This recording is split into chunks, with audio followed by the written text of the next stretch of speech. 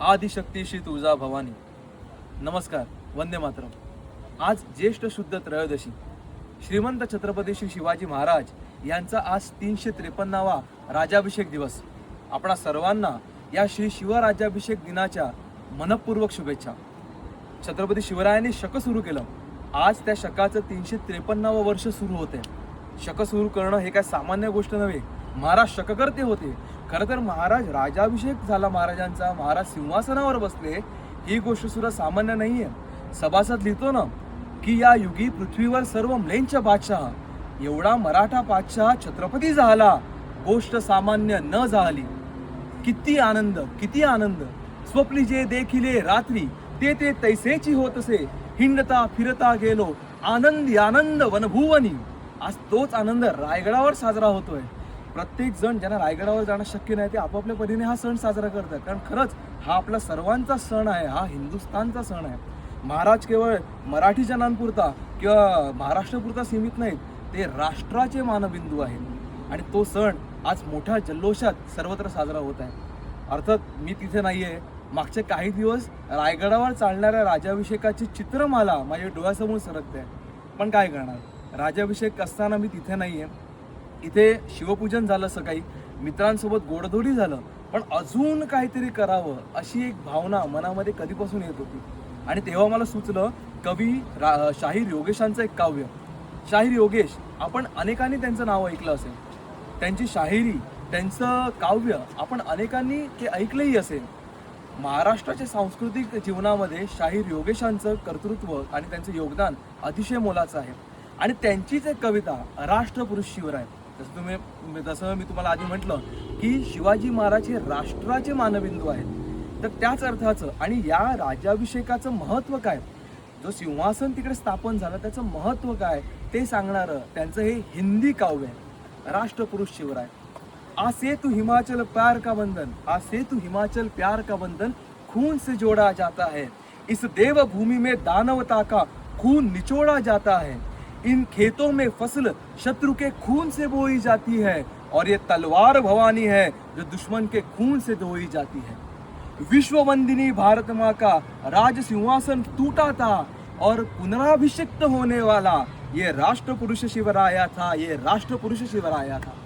आता कवी योगेशांनी पुनराभिषेक का लिहिलंय, कारण तसं बघायला गेलं तर भोसले घराण्यामध्ये किंवा मराठी शाहीमध्ये हा पहिला पुरुष आहे ज्याला अभिषेक झाला, त्याला राज्याभिषेक झालाय. पुनराभिषेक का लिहिलं, कारण हे सिंहासन केवळ शिवाजी महाराजांचं नाही तर ते भारत मातेचं आहे आणि ते इतर अनेकांचं आहे. जसं बाबासाहेब पुरंदरे म्हणतात ना की राज्याभिषेकाचं महत्त्व काय, तर भारतवर्षातील इंद्रप्रस्थ, देवगिरी, चितोड, कर्णावती, वारंगळ, विजयनगर अशा भंगलेल्या सर्व सार्वभौम सिंहासनाच्या जखमा रायगडावरती बुजल्या आज, म्हणजे ज्येष्ठ शुद्ध त्रयोदशीला. ही भूमी सकल सौभाग्य संपन्न, राजश्रिया विराजित सकल सौभाग्य संपन्न झाली. आणि त्याचाच अर्थ तसंच काहीतरी पुढच्या कडव्यामध्ये कवी योगेश म्हणतात. ते म्हणतात, ये सिंहासन रामकृष्ण का, ये सिंहासन रामकृष्ण का, इंद्रप्रस्थ यह धर्मराज का, शाली वाहन चंद्रगुप्त का, पुलकेशी विक्रमादित्य का, पौरुष अशोक पृथ्वीराज का, गुरु अर्जुन राणा प्रताप का, पौरुषता के परंपरा का महापराक्रमी राजा था, और पुनराभिषिक्त होने वाला ये राष्ट्रपुरुष शिवराया था, ये राष्ट्रपुरुष शिवराया था. आपल्या लक्षात आलं, या सिंहासनाची परंपरा प्रभू रामचंद्रांपासून चालत आली आहे आणि त्याच्यावर कळस चढवला आहे तो श्रीमंत छत्रपती श्री शिवाजी महाराजांनी. शिवाजी महाराजांनी स्वप्न काय पाहिलं होतं, केवळ महाराष्ट्रपुरतं स्वप्न पाहिलं नाहीये, तर अहत तंजावर ते तहत पेशावर, किंवा महाराजांचे जे वाक्य आहे की नर्मदेच्या उत्तरेपासून कावेरीच्या दक्षिण तीरापर्यंत अवघा मुलूक आपला. मग या मुलुखाला एकत्र करणाऱ्या ज्या सरिता आहेत, ज्या तरंगिणी आहेत, ज्या नद्या आहेत, त्या महाराजांना अभिषेक करायला या दिवसाला तिकडे आलेल्या होत्या. मग गंगा असेल, सिंधू असेल, अशा अनेक नद्या आहेत.